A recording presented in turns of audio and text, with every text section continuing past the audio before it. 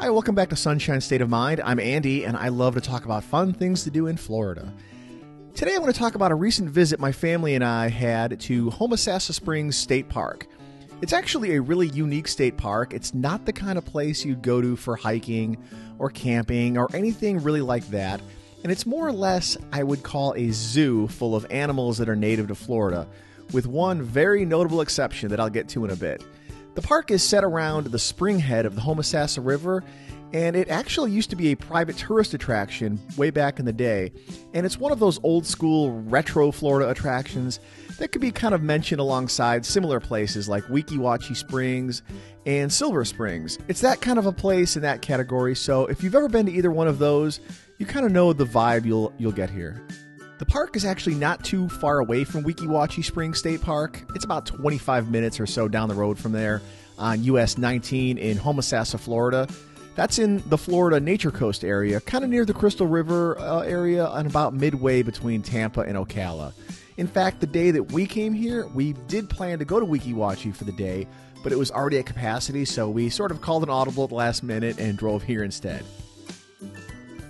Just look out for the giant manatee out front and you'll know you're here. I love the giant manatee. It's like one of those old retro roadside attractions that used to be all over the country. And this is one of the best places in Florida to see wild manatees too, especially in the wintertime. The full name is Ellie Schiller Homosassa Springs Wildlife State Park, but that's a bit of a mouthful, so for now on in the video I'm just going to call it Homosassa Springs. Adults are $13, children ages 6 to 12 are $5, and children under 5 are free.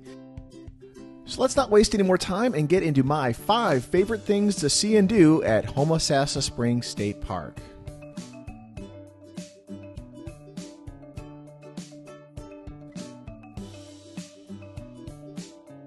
When you first get here to the visitor center, you'll have 2 options to get into the main part of the park. You can either take the free tram that takes about 5 minutes or so, or you can opt for the boat ride. The boat ride is an extra $5 per person, but it takes you on a roughly 20-minute or so guided river tour on your way into the park, where you'll learn a little bit about the history of the park and some of the local wildlife. I think it's worth it. You get to experience a little bit more of the park, and who doesn't love going on a boat ride?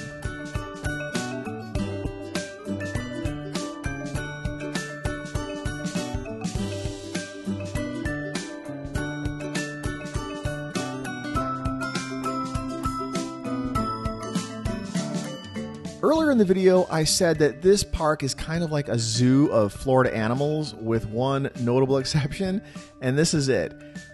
One of the first things you'll see at the park is something really unexpected. First time I was here, I didn't even know about this. It was like, what the heck is that?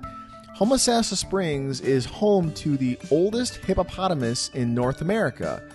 And some believe that he's actually the oldest hippo in the world. Hard to kind of verify that, but he is definitely the oldest one in North America.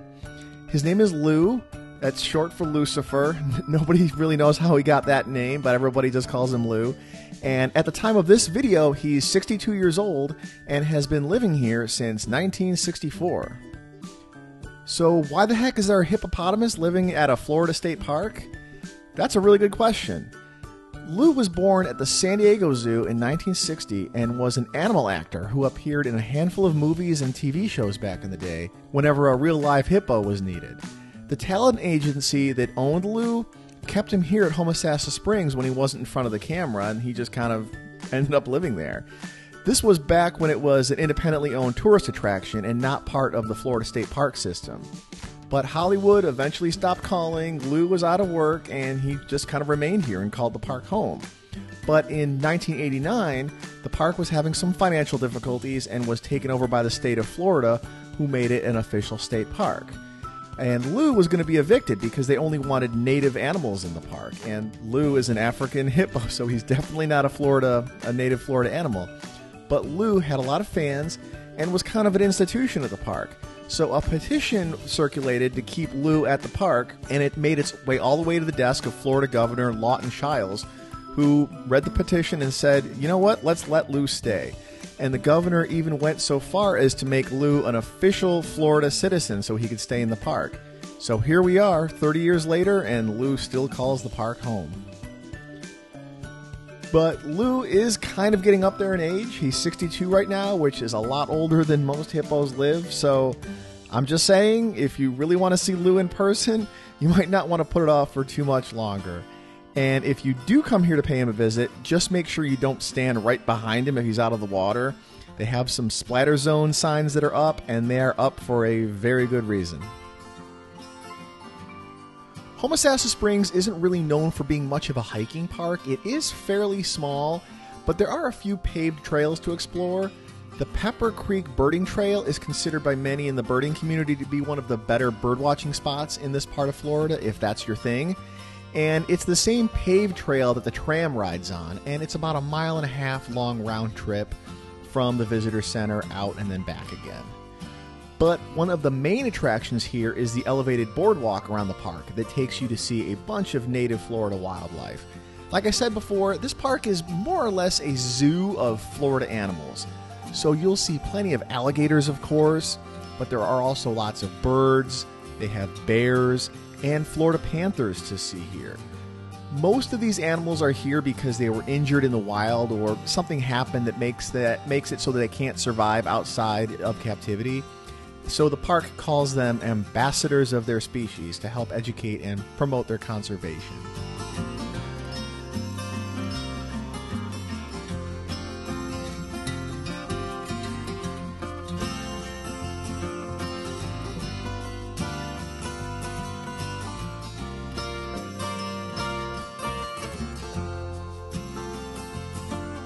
Another cool spot to check out is this observation deck along the Homossasa River. We didn't see any wild manatees out there in the river the day we were here, but there were a lot of boats out there. Looks like fun, but there isn't any kayak rentals or places to launch your boat inside the park, so if you want to get out on the water here, you'll need to launch from outside the state park.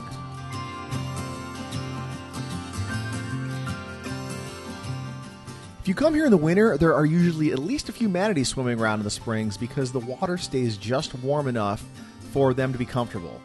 All of the springs in this part of Florida are usually good spots to look for manatees, and Homosassa is one of the best. So if you don't see any wild manatees in the park because maybe you're here in the summertime when they kind of scatter and go all over the place, you can always find a few of them in the Manatee Rehabilitation Center that's here. Because the park takes in injured or sick manatees, helps rehabilitate them to the point that they're able to survive again in the wild, and then releases them. It's actually illegal to keep manatees in captivity in Florida, so all of the ones you do see in zoos or theme parks are just temporary residents of those places. They fix them up, help them out, and then they release them again, because sadly, getting hit by boats and is pretty common for manatees, and they're actually having trouble eating these days. There's a lot of seagrass issues right now, so manatees aren't getting enough to eat in the wild, and they end up having to come here until they're ready to be released into the wild.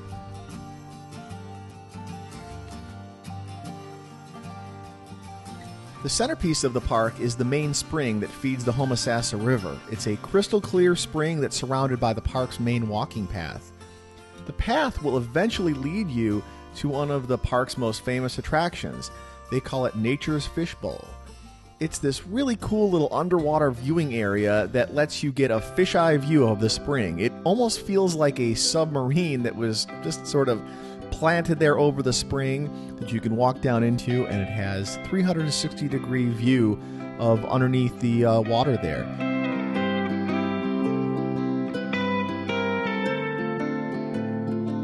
Down here, you can see loads of fish, and if you're lucky, even the occasional manatee encountered will be seen here.